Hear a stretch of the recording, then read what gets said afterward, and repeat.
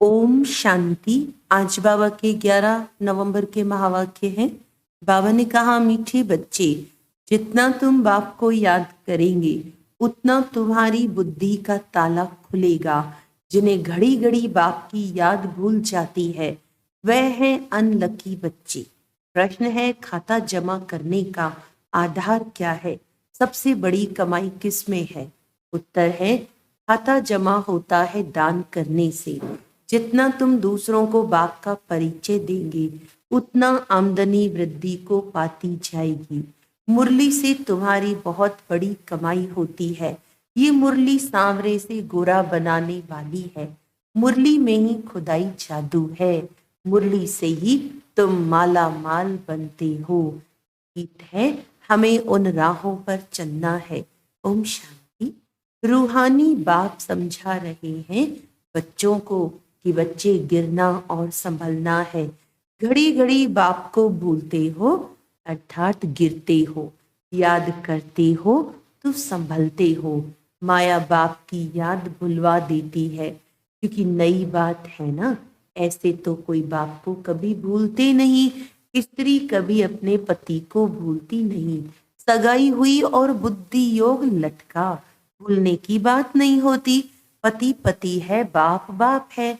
अब यह तो है निराकार बाप, जिसको साजन भी कहते हैं।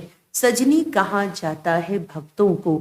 इस समय सब हैं भक्त, भगवान है एक। भक्तों को सजनिया, भगवान को साजन, और भक्तों को बालक, भगवान को बाप कहा जाता है। अब पतियों का पति व पिताओं का पिता वह एक है।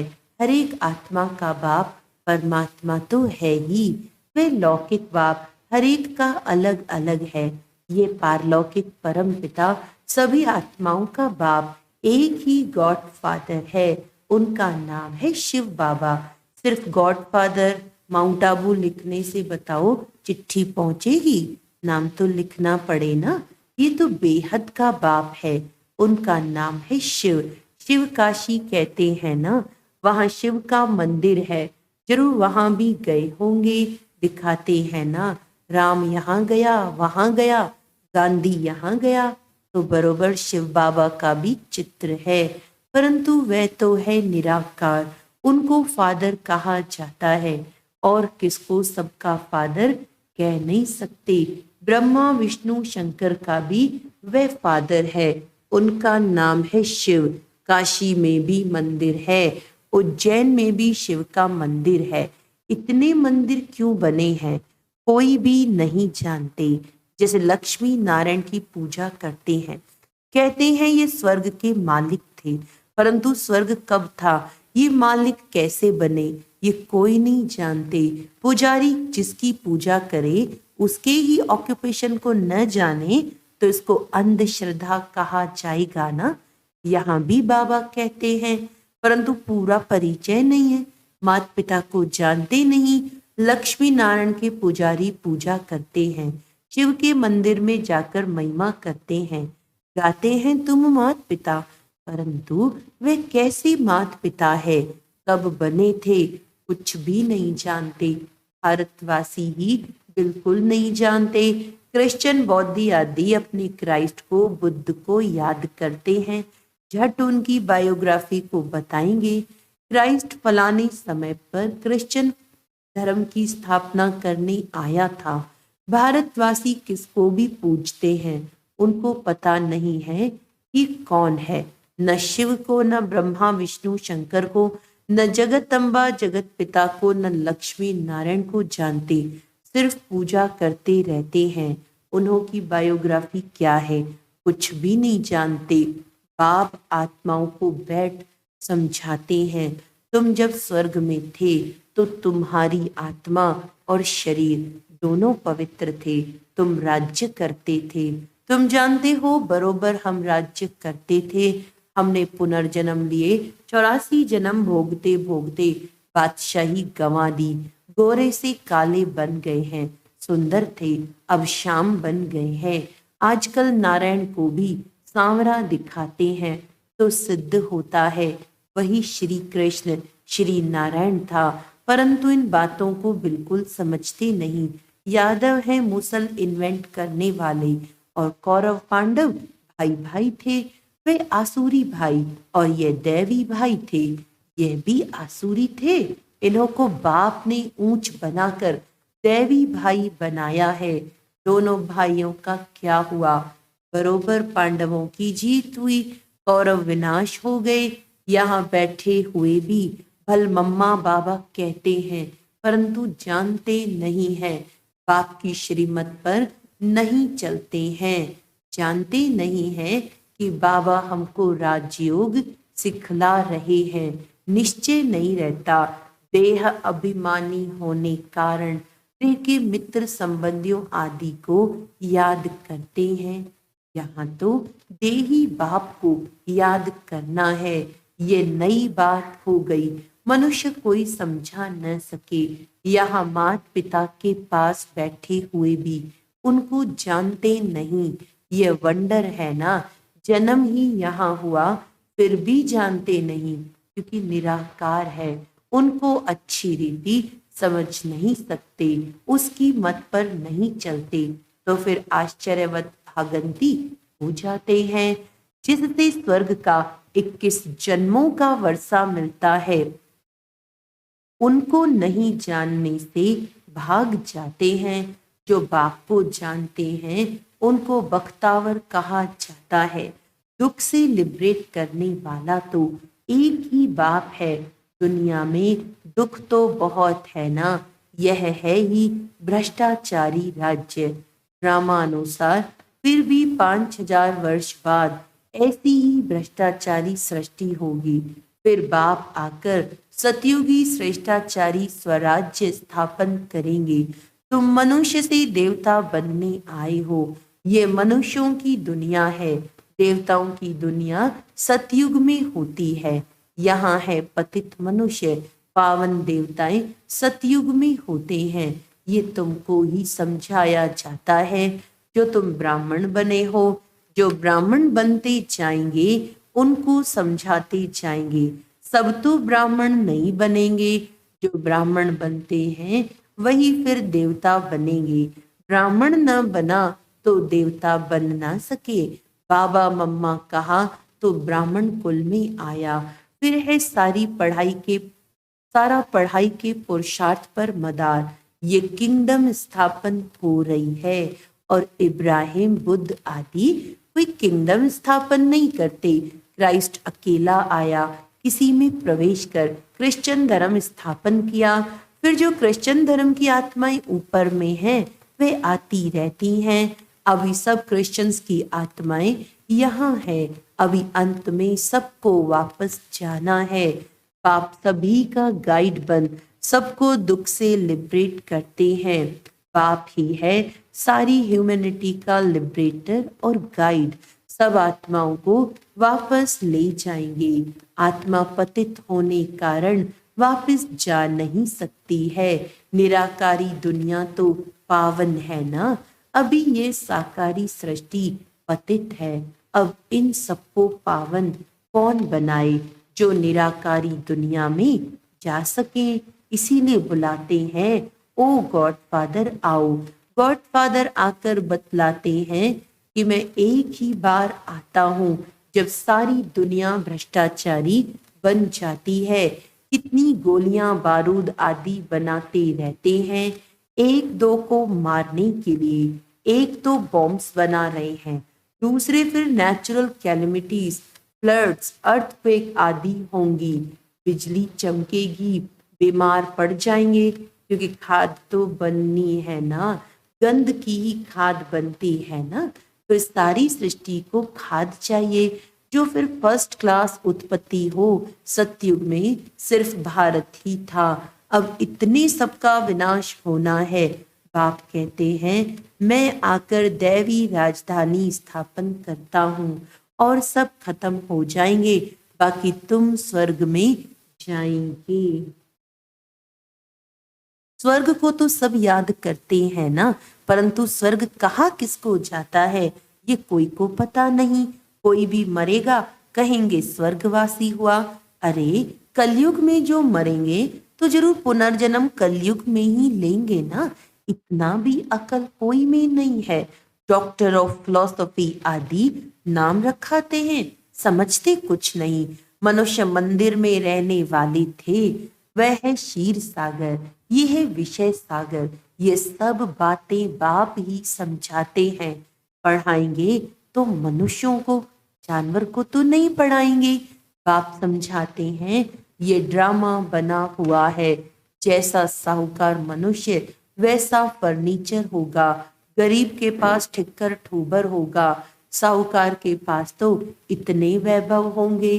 तुम सतयुग में साहूकार बनते हो तो तुम्हारे हीरे जवाहरों के महल होते हैं। वहां पर कोई गंदगी आदि नहीं होती, बांस नहीं होती। यहाँ तो बांस होती है, इसीलिए अगरबत्ती आदि जगाई जाती है।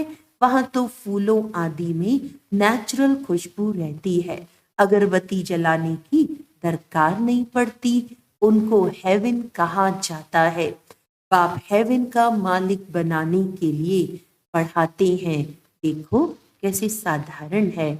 ऐसे बाप को याद करना भी भूल जाते हैं। निश्चय पूरा नहीं तो भूल जाते हैं, जिससे स्वर्ग का वर्षा मिलता है। ऐसे माता पिता को भूल जाना कैसी बदकिस्मती है। बाप आकर ऊंचते ऊंच बनाते हैं। ऐसे माता पिता की मत पर न चले तो 100% मोस्ट अनलकी कहेंगे। नंबरवार तो होंगे ना। कहाँ पढ़ाई से विश्व का मालिक बनना, कहाँ नौकर चाकर बनना। तुम समझ सकते हो हम कहाँ तक पढ़ते हैं। वहां सिर्फ धर्म पिताएं आते हैं धर्म स्थापन करने। यहाँ मात पिता है, क्योंकि प्रवृत्ति मार्ग है ना। पवित्र प्रवृत्ति मार्ग था, अभी है अपवित्र प्रवृत्ति मार्ग। लक्ष्मी नारायण पवित्र थे, दोनों की संतान भी पवित्र थी। तुम जानते हो हम क्या बनेंगे। माता पिता कितना ऊंच बनाते हैं तो फॉलो करना चाहिए ना। भारत को ही मदर फादर कंट्री कहा जाता है। सतयुग में सब पवित्र थे, यहाँ पतित हैं। कितना अच्छी रीति समझाया जाता है, परंतु बाप को याद नहीं करते तो बुद्धि का ताला बंद हो जाता है। सुनते सुनते पढ़ाई छोड़ देते हैं तो ताला एकदम बंद हो जाता है। स्कूल में भी नंबर वार है। पत्थर बुद्धि और पारस बुद्धि कहा जाता है। पत्थर बुद्धि कुछ भी समझते नहीं, सारे दिन में 5 मिनट भी बाप को याद नहीं करते। 5 मिनट याद करेंगे तो इतना ही ताला खुलेगा, जास्ती याद करेंगे तो अच्छी रीति ताला खुल जाएगा। सारा मदार याद पर है। कोई कोई बच्चे बाबा को पत्र लिखते हैं, प्रिय बाबा व प्रिय दादा। अब सिर्फ प्रिय दादा पोस्ट में चिट्ठी डालो तो मिलेगी, नाम तो चाहिए ना। दादा दादियां तो दुनिया में बहुत है। अच्छा, आज दीपावली है, दीपावली पर नया खाता रखते हैं। तुम सच्चे सच्चे ब्राह्मण हो। वे ब्राह्मण लोग व्यापारियों से नया खाता रखाते हैं। तुमको भी अपना नया खाता रखना है, परंतु ये है नई दुनिया के लिए। भक्ति मार्ग का खाता है बेहद घाटे का। तुम बेहद का वर्षा पाते हो, बेहद की सुख शांति पाते हो। ये बेहद की बातें बेहद का बाप बैठ समझाते हैं, और बेहद का सुख पाने वाले बच्चे ही ये सब समझ सकते हैं। बाप के पास फोटो में कोई ही आते हैं। चलते चलते कमाई में घाटा पड़ता है तो जो जमा किया है वह भी ना हो जाती है। तुम्हारा खाता वृद्धि को तब पाता है जब कोई को दान देते हो। दान नहीं देते हो तो आमदनी की वृद्धि नहीं होती है। तुम पुरुषार्थ करते हो, आमदनी की वृद्धि हो। यह वह तब होगी जब किसको दान करेंगे, फायदा प्राप्त कराएंगे। कोई को बाप का परिचय दिया, गोया जमा हुआ। परिचय नहीं देते हो तो जमा भी नहीं होता है। तुम्हारी कमाई बहुत बहुत बड़ी है, मुरली से तुम्हारी सच्ची कमाई होती है। सिर्फ यह मालूम पड़ जाए कि मुरली किसकी है, यह भी तुम बच्चे जानते हो जो सांवरे बन गए हैं। उन्हों को ही गोरा बनने के लिए मुरली सुननी है। मुरली तेरी में है जादू, खुदाई जादू कहते हैं ना, तो इस मुरली में खुदाई जादू है। ये ज्ञान भी तुमको अभी है, देवताओं में ये ज्ञान नहीं था। जब उनमें ज्ञान नहीं था तो पिछाड़ी वालों में ज्ञान कैसे हो सकता। शास्त्र आदि भी जो बाद में बनते हैं वह सब खत्म हो जाएंगे। तुम्हारी ये सच्ची गीताएं तो बहुत थोड़ी हैं, दुनिया में तो वह गीताएं लाखों की अंदाज में होंगी। वास्तव में ये चित्र ही सच्ची गीता है। उस गीता से इतना नहीं समझ सकेंगे जितना इन चित्रों से समझ सकेंगे।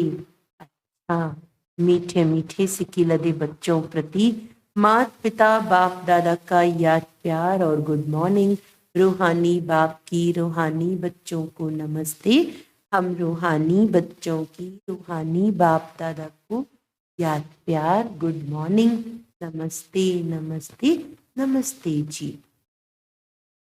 धारणा के लिए मुख्य सार है, अच्छी रीति पढ़ाई पढ़कर स्वयं को बख्तावर यानी तकदीरवान बनाना है। देवता बनने के लिए पक्का ब्राह्मण बनना है। देही बाप को याद करने के लिए देही अभिमानी बनना है। देह को भी भूलने का अभ्यास करना है। वरदान है, सदा अपने को सारथी और साक्षी समझ देह भान से न्यारे रहने वाले योग युक्त भव। योग युक्त रहने की सरल विधि है सदा अपने को सारथी और साक्षी समझकर चलना। इस रथ को चलाने वाली हम आत्मा सारथी हैं। ये स्मृति स्वतः इस रथ अथवा देह से व किसी भी प्रकार के देह भान से न्यारा बना देती है। देह भान नहीं तो सहज योग युक्त बन जाते और हर कर्म भी युक्ति युक्त होता है। स्वयं को सारथी समझने से सर्व कर्मेंद्रियां अपने कंट्रोल में रहती हैं।